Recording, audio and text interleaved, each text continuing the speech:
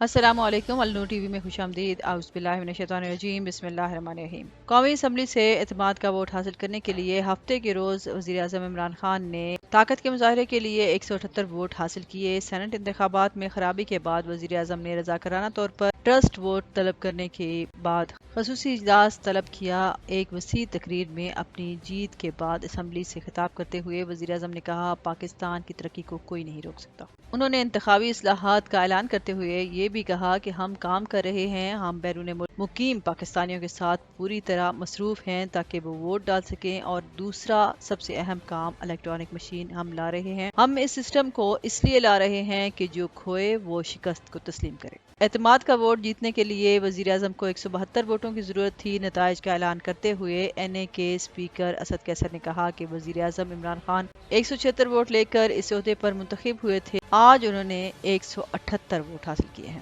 اگست 2018 میں جناب عمران خان صاحب نے 176 ووٹ لے کر وزیر اعظم بنے تھے، اور 2.5 سال بعد ماشاءاللہ پرائم منسٹر عمران خان نے 178 ووٹ لے رہے ہیں۔ مزید آگے بڑھنے سے پہلے اگر آپ نے میرا چینل سبسکرائب نہیں کیا تو النور ٹی وی کو سبسکرائب کریں اور ساتھ میں لگے گھنٹی کے بٹن کو ضرور دبائیں۔ پی ٹی آئی کے 155 اراکین اسمبلی نے وزیر اعظم کے حق میں ووٹ دیا۔ اس کے علاوہ ایم کیو ایم کے 7، بلوچستان عوامی پارٹی اور پاکستان مسلم لیگ قائد کے 5، گرینڈ ڈیموکریٹک الائنس سے 3 اور عوامی مسلم لیگ اور جمہوری وطن کے ایک امیدوار وزیر اعظم کی حمایت میں اپنے ووٹ کاسٹ کر رہے ہیں۔ آزاد امیدوار اسلم بھوتانی نے بھی اپنے ووٹ کے ذریعے وزیر اعظم پر اعتماد بحال کیا۔ کانفیڈنس ووٹ حاصل کرنے کے بعد ایوان سے خطاب کرتے ہوئے وزیر اعظم نے اپنے اراکین سمیت حکومتی اراکین اسمبلی کا شکریہ ادا کیا کہ انہوں نے ان مشکل حالات میں ان کا ساتھ دیا۔ انہوں نے اسلام آباد سینٹ کی نشست پر پریشانی اٹھانے کے بعد اپنی پارٹی کے رد عمل کی تعریف کرتے ہوئے کہا کہ اس تجربے نے انہیں مزید سخت کر دیا۔ انہوں نے کہا، اپنے ارکان پارلیمنٹ اور ٹیم کا شکریہ ادا کرتا ہوں کہ کل شام حفیظ شیخ کی شکست کے بعد آپ کو واقعی تکلیف ہوئی۔ انہوں نے اپنی ٹیم سے کہا کہ جب میں نے آپ کو دیکھا تو مجھے بہت اچھا لگا، کیونکہ میں نے آپ میں ایک ٹیم دیکھی اور ہماری ٹیم اور مضبوط ہو گئی، کیونکہ خدا آپ کے ایمان کو بار بار آزمائے گا۔ انہوں نے کہا کہ وہ بہت سے انفرادی ایم این اے کے بارے میں جانتے ہیں جنہوں نے آج ووٹ میں حصہ لینے کی بھرپور کوشش کی، لیکن وہ ایسا نہیں کر سکے کیونکہ بعض افراد کو صحت کے مسائل کا سامنا ہے۔ انہوں نے کہا، آپ سب کا شکریہ ادا کرتا ہوں۔ انہوں نے کہا، حکومت جانتی ہے کہ امیدواروں کی خرید و فروخت کے لیے سینٹ انتخابات میں رقم اکٹھی کی جا رہی ہے، پھر بھی ای سی پی نے کہا کہ زبردست انتخابات کروائے ہیں۔ مجھے اس بات کو سن کے بہت دکھ ہوا۔ اگر یہ انتخابات آپ نے اچھی طرح کرائے ہیں تو پھر کون جانتا ہے کہ برا انتخاب کیا ہے۔ انہوں نے کہا کہ انہیں حیرت ہوئی ہے کہ ای سی پی نے اپنی پریس ریلیز میں کہا تھا کہ یہ ایک آزاد ادارہ ہے۔ عمران خان نے پردے کے پیچھے ہونے والی خرید و فروخت کا ذکر کرتے ہوئے کہا، میں ای سی پی سے درخواست کرتا ہوں کہ انتخابات میں پردے کے پیچھے کیا ہوتا ہے اس بارے میں ہماری انٹیلیجنس ایجنسیوں سے بریفنگ حاصل کریں۔ انہوں نے کہا، پاکستان میں انتخابات کا انعقاد جس طرح سے ہو رہا ہے وہ شرمناک ہے۔ انہوں نے آصف علی زرداری اور مسلم لیگ کی سپریمو نواز شریف کا نام لیتے ہوئے کہا کہ وہ چور ہیں جو این آر او کے لیے اپنے ملک کو بلیک میل کر رہے ہیں۔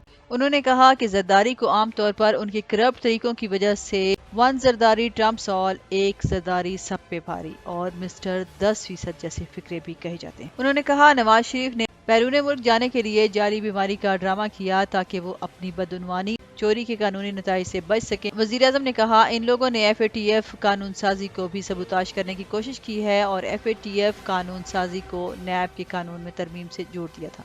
انہوں نے یوسف رضا گیلانی پر تنقید کرتے ہوئے کہا، جنہوں نے حالیہ سینٹ انتخابات میں پی ٹی آئی کے حفیظ شیخ کو شکست دی، جو ملک کے بدعنوان سیاستدانوں میں سے ایک ہیں۔ عمران خان نے کہا، وزیر اعظم بننے سے پہلے گیلانی کے دولت اور اثاثوں کو ہی دیکھیں اور ان کے وزیر اعظم بننے کے بعد اپنے اثاثوں سے موازنہ کریں، تصویر واضح ہو جائے گی۔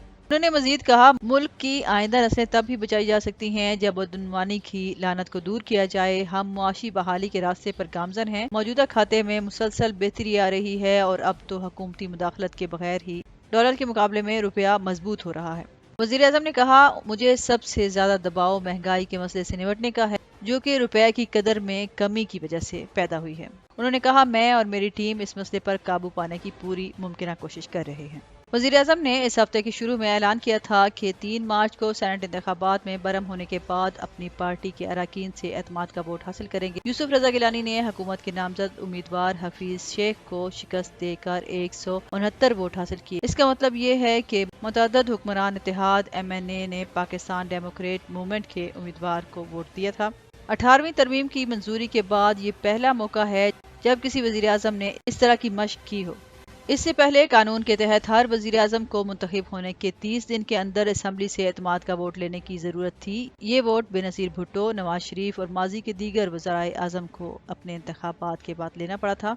ताहम 2010 के बाद कानून को इस तरह के अमल की ज़रूरत नहीं पड़ी। दर हकीकत आइन के आर्टिकल 91 के शिक 7 के मुताबिक सदर इस शिक के तहत अपने इख्तियारात इस्तेमाल नहीं करेंगे जब तक कि वो मुतमईन न हो कि वज़ीर आज़म असम्बली में अक्सरियत के एतमाद का हुक्म नहीं देता। अब तक के लिए इतना ही। मज़ीद खबरों और अपडेट्स के लिए देखते रहें अल नूर टीवी। वीडियो से रिलेटेड अपनी राय का इजहार कमेंट सेक्शन में ज़रूर कीजिएगा और इससे पहले अगर आपने मेरा चैनल सब्सक्राइब नहीं किया तो अल नूर टीवी को सब्सक्राइब करें और साथ में लगे घंटी के बटन को ज़रूर दबाएं।